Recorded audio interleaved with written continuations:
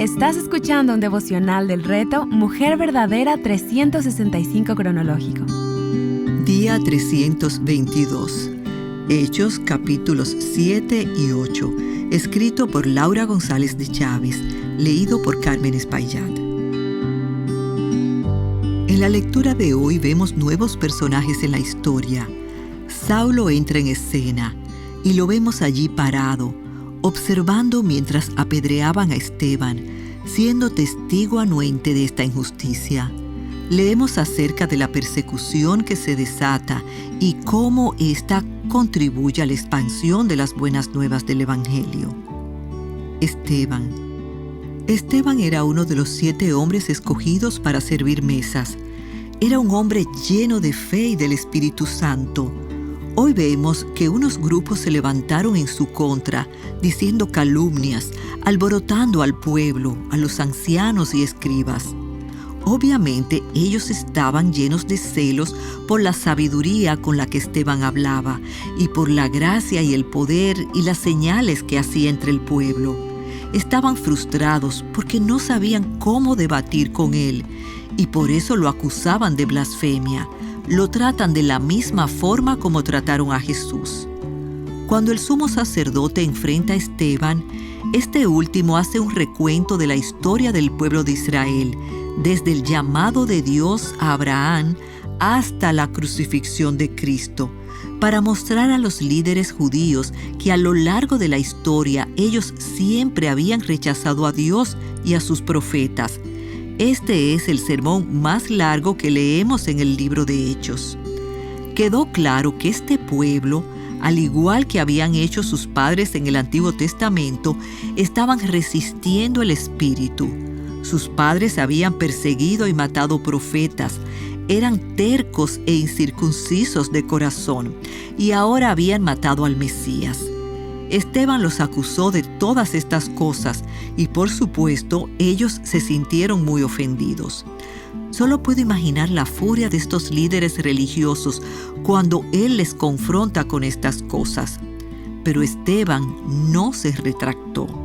Se entregó en los brazos de Dios, fijó sus ojos en el cielo y simplemente oró por sus enemigos, al igual que hizo Jesús. Él padeció como Jesús, llegando a ser como Él en su muerte. Ver Filipenses 3:10. Saulo, un enemigo de la iglesia que Dios elige como apóstol. De acuerdo a su propio currículum, Saulo era judío, nacido en Tarso de Cilicia, pero criado en esta ciudad, Jerusalén, educado bajo Gamaliel, en estricta conformidad a la ley. Hechos 22:3. Celoso por las tradiciones de sus antepasados, persiguiendo a la iglesia de Dios y tratando de destruirla. Ver Gálatas 1:13 al 14. Circuncidado a los 8 días de nacer, del linaje de Israel, de la tribu de Benjamín, hebreo de hebreos. En cuanto a la ley, fariseo. En cuanto al celo, perseguidor de la iglesia. En cuanto a la justicia de la ley, hallado irreprensible. Filipenses 3:5. Leyendo acerca de cómo Saulo persigue a Dios mismo, haciendo estragos en la iglesia, persiguiendo creyentes de casa en casa y arrastrándolos hasta la cárcel, no podemos creer que este sea el mismo Pablo que Dios hace parte de su familia y designa soberanamente como apóstol.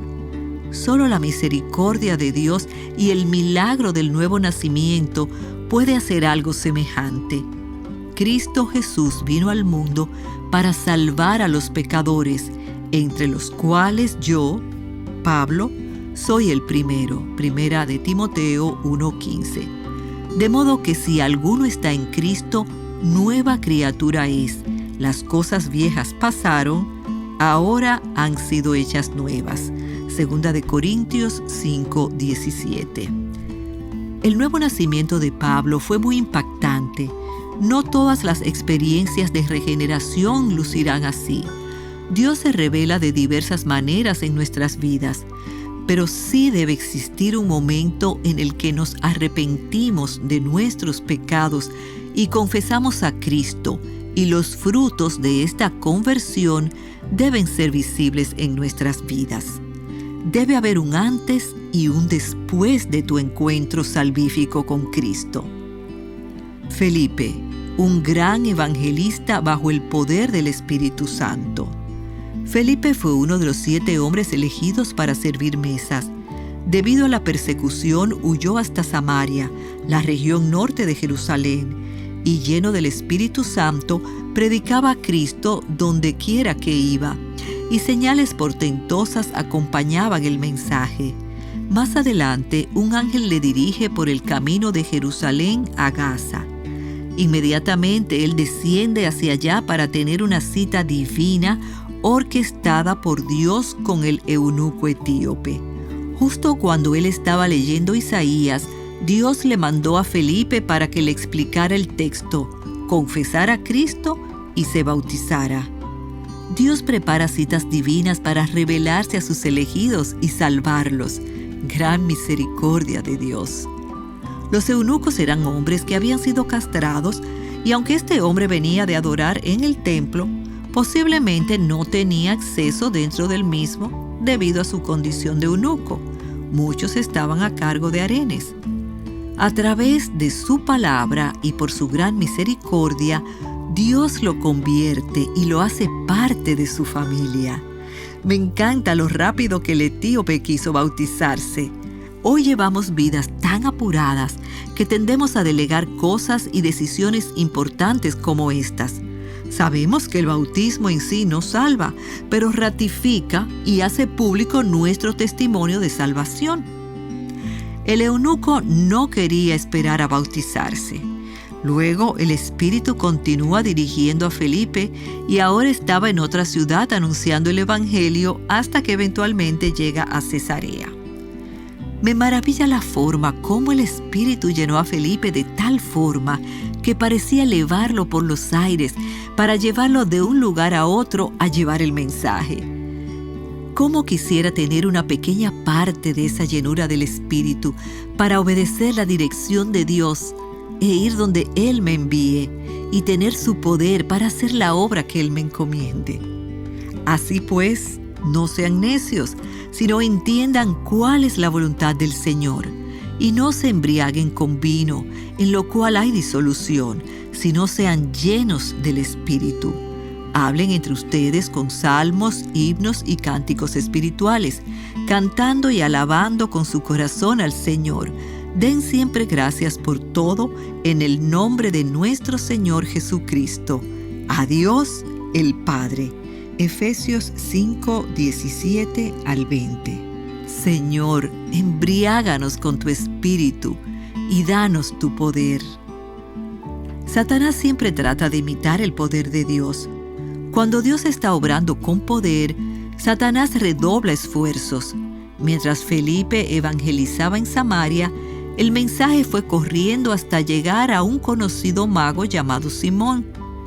Este hombre tenía mucha gente asombrada con sus artes mágicas, y es que a veces estamos más dispuestas a creer en la magia o brujería que en Jesucristo. Somos rápidas en creer en horóscopos, lectura de cartas, magia, feng shui, cristales, etc., sin darnos cuenta de que son solo mentiras que buscan esclavizar a sus seguidores y alejarlos de la verdad con esperanzas vanas e ilusorias.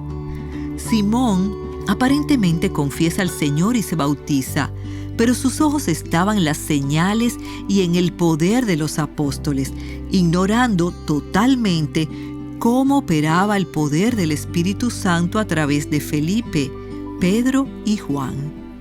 Simón ofrece dinero para obtener ese poder, desconociendo que, a diferencia de esa magia que él practicaba, este poder no estaba a la venta, sino que Dios lo da gratuitamente a los que son suyos. El discernimiento espiritual le permite ver a Juan y a Pedro que Simón no era un creyente genuino. Parece haber estado fingiendo para alcanzar este poder y sumarlo a su repertorio de actos de magia.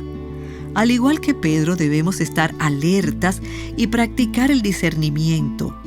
La fe es más que un entendimiento y consentimiento intelectual del Evangelio. ¿Tú crees que Dios es uno? Haces bien. También los demonios creen y tiemblan. Santiago 2:19.